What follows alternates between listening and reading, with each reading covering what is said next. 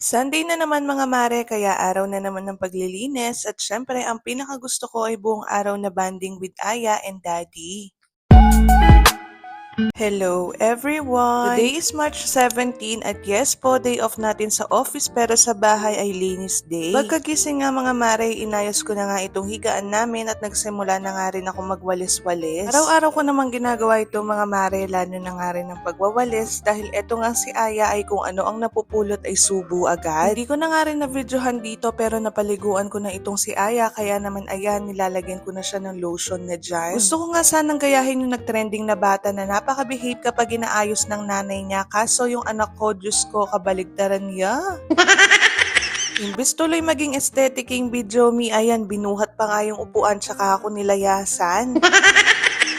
Nakaschedule nga rin pala kaming magpalit ng bedsheet ngayon mga mare at eto nga yung 3-in-1 Canadian bedsheet na nabili ko online. Ang daddy na nga lang nag-alis dyan at nag-vacuum dahil ayaw magpababa ni Aya nung oras na to. Sobrang tagal na nga rin pala sa amin itong vacuum na to mga mare at masasabi ko talaga na napakasulit at laking tulong nito sa amin. Hindi siya mahirap gamitin dahil one button lang ang pipindutin mo kapag i-on at i-off mo na siya. Dali lang din yan linisin at space saver nga rin ito. Anyway, kung gusto nyo nga rin ito, ilalagay ko na lang yung link sa comment section. Pagkatapos naman naglinis at nag-vacuum ng daddy, ayan, nilalagay na namin yung bedsheet at yung pillowcase. Napakita ko na to sa isang video ko mga mare at talaga namang napaka-aesthetic ng kulay o design na napili ko. Marami pa silang ibang kulay na available pero ako mas pinili ko talaga tong light dahil maliban sa wala pa nga kaming ganitong design na bedsheet, mas kita ko nga agad kung meron bang dumi o mga ligaw na insekto. Alam ko hindi lang ako mga mare pero grabe ang sarap talaga sa feeling kapag bagong palit yung bedsheet, no? Hindi naman halata sa reaction ko, no?